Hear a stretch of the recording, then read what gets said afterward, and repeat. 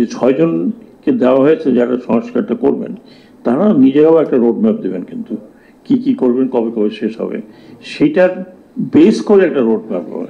আমরা যখন আন্দাজে দিয়ে দিই যে উনি এটা করবেন, এটা করতে 6 মাস, ওটা করতে 3 মাস, এটা হয় না। কারণ আমার রোডম্যাপ সম্বন্ধে অভিজ্ঞতা আছে, অনেকগুলো কাজ যেগুলো ডিসাইড করার পরে রোডম্যাপটা হবে, আমি এটা মনে করি, আশা করি। বাট ডেফিনেটলি আমি মনে করি একটা রোডম্যাপ হবে মাত্র 2 মাস।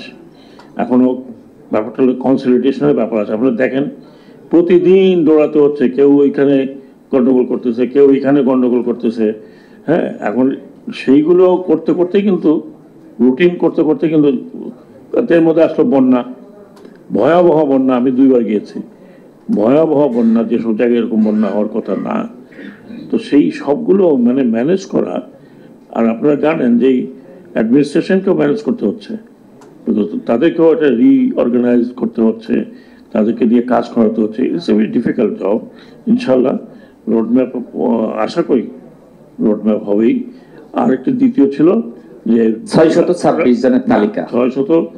আর আপনাদের ডাকার ব্যাপারে আমি জিজ্ঞেস করেছিলাম যে যারা রেসপন্সিবল ডাকার জন্য, ওনারা বললেন হ্যাঁ ডাকবো, মানে কিছু কিছু দলকে অলরেডি ডেকেছে, আপনাদেরকে ডেকেছিল এবি পার্টি।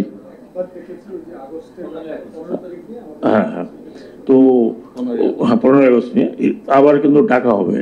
আপনাদেরকে শুধু এরাই ডাকবে বলে মনে করি না, যারা সংস্কার কাজগুলো হাতে নিয়েছেন তারাও ডাকবেন।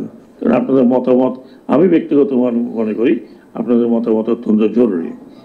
আর 600 যেটা, I will try to convey it, যদিও আমি এখানে বলতে পারবো না যে yes, I will try to convey it so that everybody is clear যে কারা এরা। এর মধ্যে আমি যতটুকু জানি আনঅফিসিয়ালি, মোটেও অফিসিয়ালি না, অনেক হাত ছিলেন যারা ডিপ্লোম্যাটিক পাসপোর্টের লোকজন ছিল, এটা আমি শুনেছি। I am not very sure. কাজে এটা আপনারা যেটা বলছেন এটা অনেকে বলেছে। I will try to convey through my own channel, মানে আমি যখন ক্যাবিনেট মিটিং হবে সেখানে বলবো ইট শুড বি ক্লিয়ার। 2 মাসের আগের কোনো কারণ আমি মনে করি না।